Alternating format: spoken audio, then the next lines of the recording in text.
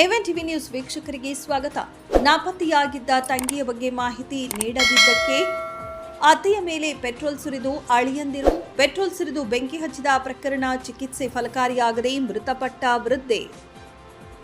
ಚಿಂತಾಮಣಿ ನಗರದ 25ನೇ ward KGN ಬಡಾವಣೆಯಲ್ಲಿ petrol ಸುರಿದು ಬೆಂಕಿ ಹಚ್ಚಿ ಕೊಲೆಗೆ ಯತ್ನಿಸಿದ್ದ ಪ್ರಕರಣದಲ್ಲಿ ಗಾಯಗೊಂಡಿದ್ದ ಲಕ್ಷ್ಮೀದೇವಮ್ಮ ಚಿಕಿತ್ಸೆ ಫಲಕಾರಿಯಾಗದೆ ಮೃತಪಟ್ಟಿದ್ದಾರೆ. ಬೆಂಕಿ ಪ್ರಕರಣಕ್ಕೆ ಪುತ್ರನ ಪ್ರೇಮವೇ ಕಾರಣ ಎಂಬ ಅನುಮಾನ ವ್ಯಕ್ತವಾಗಿದೆ.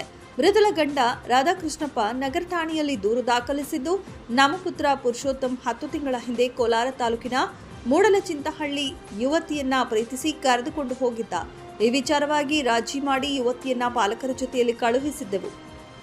ಆದರೆ ಇಬ್ಬರೂ ಪರಾರಿಯಾಗಿದ್ದು, ಈ ವಿಚಾರವಾಗಿ ಯುವತಿ ಅಣ್ಣಂದಿರು ಆಗಾಗ ಮನೆಯ ಬಳಿ ಬಂದು ಗಲಾಟೆ ಮಾಡ್ತಿದ್ರು. ಮಾರ್ಚ್ 20ರಂದು ರಾತ್ರಿ 10ಕ್ಕೆ ಬಂದು ಗಲಾಟೆ ಮಾಡಿ ಸಾಯಿಸುವುದಾಗಿ ಬೆದರಿಕೆ ಹಾಕಿದ್ರು. ಪುನಃ ರಾತ್ರಿ 11ಕ್ಕೆ ತನ್ನ ಹೆಂಡತಿಯ ಬಟ್ಟೆಗಳಿಗೆ ಬೆಂಕಿ ತಗುಲಿ ಕಿರ್ಚಾಡುತ್ತಿದ್ದಳು.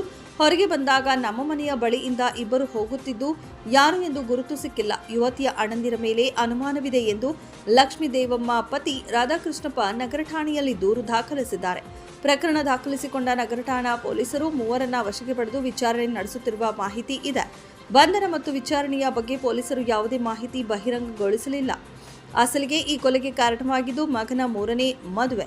ಲಕ್ಷ್ಮೀದೇವಮ್ಮ ಅವರ ಮಗ ಪುರುಷೋತ್ತಮ್ ಮೂಡಚಿಂತಲಹಳ್ಳಿ ಗ್ರಾಮದ ಶ್ರಾವಣಿ ಎಂಬ ಯುವತಿಯನ್ನ 3ನೇ ಮದುವೆಯಾಗಿದ್ದ. ಕಳೆದ 6 ತಿಂಗಳ ಹಿಂದೆ ಈ ದಂಪತಿ ಮನೆಯಿಂದ ನಾಪತ್ತೆಯಾಗಿದ್ರು. ಮಗ ಮತ್ತು ಸೊಸೆಯ ಸುಳಿವು ಸಿಗದೆ ಕಂಗಾಲಾಗಿದ್ದ ಶ್ರಾವಣಿಯ ಅಣ್ಣಂದಿರಾದ ನವೀನ್ ಮತ್ತು ವಿನೋದ್ ಲಕ್ಷ್ಮೀದೇವಮ್ಮ ಅವರ ಮನೆಗೆ ಬಂದು ಗಲಾಟೆ ನಡೆಸಿ ಪೆಟ್ರೋಲ್ ಎರಚಿದ್ದಾರೆ ಎನ್ನಲಾಗಿದೆ. ಈಗ ಮೊದಲನೇ ಹೆಂಡತಿ ಕಡೆಯವರು ಅಂತ ಈಗ ಮಾಡಿರೋದು ಈಗ ಅಲ್ಲ ಸರ್, ಮೊದಲನೇ ಹೆಂಡತಿ ಕಾಲ ಅಲ್ಲ. ನಾವೆಲ್ಲ ಸೇರಿ ಮದುವೆ ಮಾಡಿದ್ವಲ್ಲ. ಸುಮಲತಾ ಅನ್ನವಳು, ಅವಳ ಪಾಪ ಬೆಂಗಳೂರಲ್ಲಿ ಸಂಸಾರ ಮಾಡ್ಕೊಂಡು ಮಗನ ಸಾಕೊಂಡಿದ್ದಾಳೆ. ಈಗ ಯಾರು ಮಾಡಿ ಶ್ರಾವಣಿ ಕಡೆಯವರು? ಶ್ರಾವಣಿ ಕಡೆ ಈಗ ಅಣ್ಣ ನವೀನ್ ಅಂತ ಹೇಳ್ಬಿಟ್ಟು ಪರಿಚಯ ನಿಮಗೆ ಅವ್ರೇನಾದ್ರು? ಕರ್ಕೊಂಡು ಹೋದಾಗ ಕಂಪ್ಲೇಂಟ್ ಎಲ್ಲ ಕೊಟ್ಟು ಸ್ಟೇಷನ್ಗೆಲ್ಲ ಹೋಗಿದ್ದೆ. ಅಲ್ಲಲ್ಲ, ಇದಕ್ಕೂ ಮುಂಚೆ ಅದಿಲ್ಲ. ಈಗ ನಿಮ್ಮ ಹೆಂಡತಿ ಕಾರಣಕ್ಕೆ, ನಿಮ್ಮ ಹೆಂಡತಿ ಸಾವಿಗೆ ನಿನ್ನ ಮಗನೇ ಕಾರಣ ಆಗ್ಬಿಟ್ನಲ್ಲ, ಏನನ್ಸುತ್ತೆ? ಅದೇ ನಮಗೆ ಅವನಿಗೆ ಕೊಟ್ಟು ಶಿಕ್ಷೆ ಕೊಡ್ತಾರೆ. ಇಂಥ ದುರಾತ್ಮರು ಇನ್ನ ಎಷ್ಟು ಜನ ಉಟ್ಕೊಂತಾರ, ಮೊದಲು ಅವನಿಗೆ ಶಿಕ್ಷೆ ಕೊಡಿಸ್ಬೇಕು. ಪ್ರಪಂಚದಲ್ಲಿ ಎಲ್ಲರಿಗೂ ತಿಳಿಬೇಕು. ಇಂಥವ್ರಿಗೆ ಶಿಕ್ಷೆ ಕೊಟ್ಟರೆ ಇನ್ನೊಬ್ಬನಿಗೂ ಬುದ್ಧಿ ಬರುತ್ತೆ ಅಂತ ಹೇಳ್ಬೇಕು. ಮೊದಲು ನೀವು ಆ ಥರ ಮಾಡಬೇಕು. ಇದು ನಿಮ್ಮಿಂದ ಆಗುತ್ತೆ, ಬೇರೆಯವ್ರ ಕೈಯಲ್ಲಿ ಆಗಲ್ಲ. ಇದು ನೀವು ಯಾವಾಗ ಇದನ್ನೆಲ್ಲ ಇದು ಮಾಡ್ತಾ ಇದ್ದೀರೋ ನಿಮ್ಮಿಂದ ಆಗುತ್ತೆ, ನೀವು ಮಾಡ್ಬೋದು. ಬಿದ್ದಿದ್ದು ಸೀರೆ ಎಲ್ಲ ಬಿಸಾಕಿದ್ರು.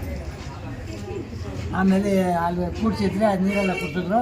ಅಲ್ಲಿ ಏನು ಮಾಡೋದು ಅಂತೇಳಿ ನಮ್ಮ ಮನೆಯಲ್ಲ ಬಾಡಿಗೆ ಇದ್ದವರು ಕಾರಿತ್ತು, ಬೇಗ ಬನ್ನಿ ಅಂತೇಳಿ ಸರ್ಕಾರಿ ಆಸ್ಪತ್ರೆಗೆ ಕರ್ಕೊಂಡು ಹೋಗೋದು. ಅಲ್ಲಿ ಕರ್ಕೊಂಡು ಹೋದರೆ ಅವರೆಲ್ಲ ಏನು ಬೇಕೋ ಅದಕ್ಕೆ ಇಂಜೆಕ್ಷನು ಆಯಿಂಟ್ಮೆಂಟು ಎಲ್ಲ ಹಾಕಿ ಇದು ಮಾಡಿದ್ರು. ಇಲ್ಲ ಸರ್, ಇಲ್ಲಿ ಅವ್ರು ಮಧ್ಯಾಹ್ನ ಎಲ್ಲ ಬಂದು ಗಲಾಟೆ ಮಾಡಿದ್ರಂತಲ್ಲ? ಇಲ್ಲ, ಮಧ್ಯಾಹ್ನ ಇಲ್ಲ. ಮಧ್ಯಾಹ್ನ ಗಲಾಟೆ ಮಾಡಿಲ್ಲ, ಸಾಯಂಕಾಲ ರಾತ್ರಿನೇ 10 ನಿಮಿಷದಲ್ಲಿ ಬಂದಿರೋದು. ಚೆನ್ನಾಗಿ ಕುಡ್ದಿದ್ರಂತೆ. ಅದಕ್ಕೂ ಕುಡ್ದವನು ಯಾಕೆ ಬರಬೇಕು ಇಲ್ಲಿ? ಯಾಕೆ ಬಂದಿದ್ದವರು? ಅವರು ನನ್ನ ಚಿಕ್ಕ ಮಗ ಒಬ್ಬನಿದ್ದಾನೆ, ಅವನು ಅವ್ರ ತಂಗಿನ ಪುರುಷೋತ್ತಮ ಕರ್ಕೊಂಡು ಹೊರಟೋಗಿದ್ದಾನೆ. ಕರ್ಕೊಂಡು ಹೋದವನು ಇವರು ಫೋನ್ ಕಾನ್ಫರೆನ್ಸ್ನಲ್ಲಿ ಶುಕ್ರವಾರ ಚೆನ್ನಾಗಿ ತಿಂದು ಕುಡಿದು ನೀನಿಂತವನು ಅಂತ ನಮಗೆ ವಿಷಯ ಗೊತ್ತಿಲ್ಲ. ಪೊಲೀಸವ್ರು ನಮ್ಗೆ ಹೇಳಿದ್ದು ಈ ಥರ ಆಗಿರೋದಕ್ಕೋಸ್ಕರ ಅವ್ರು ಬಂದು ನಿಮ್ಮ ಬೆಂಕಿ ಹಾಕಿರೋದು ಅಂತ. ಹಂಗೆ ಮಾಡ್ಕೊಂಡವರು, ನಿನ್ನ ತಂಗಿನ ಕರ್ಕೊಂಡು ಹೋಗಿದ್ದೀನಿ ನಾನು, ನೀನೇನು ಮಾಡಿದ್ದೀಯ, ನಿನ್ನ ಕೈಗೆ ಏನಾಗುತ್ತೆ ಅಂತ ಇವನಂದವನೇ. ಹೌದಾ, ಮಾಡಿ ನೋಡು ಅಂತೇಳಿ ಇವರು ಹಿಂಗೆ ಮಾಡ್ಕೊಂಡು ಬಂದಾಗ ಮೊದಲು ನೋಡ್ಕೊಂಡು ಹೋಗಿದ್ದಾರಲ್ಲ, ಯಮನ್ ಯಾವ ಥರ ಮಲಗಿದ್ದಾರೆ, ತಲೆ ಯಾಕಡೆ ಇಟ್ಟಿರ್ತಾರೆ, ಕಾಲೇ ಹಾಕಿದ್ದಾರೆ. ನೋಡಿಕೊಂಡು ತಲೆ ಹತ್ರನೇ ಹಾಕಿರೋದು ಜಾಸ್ತಿ,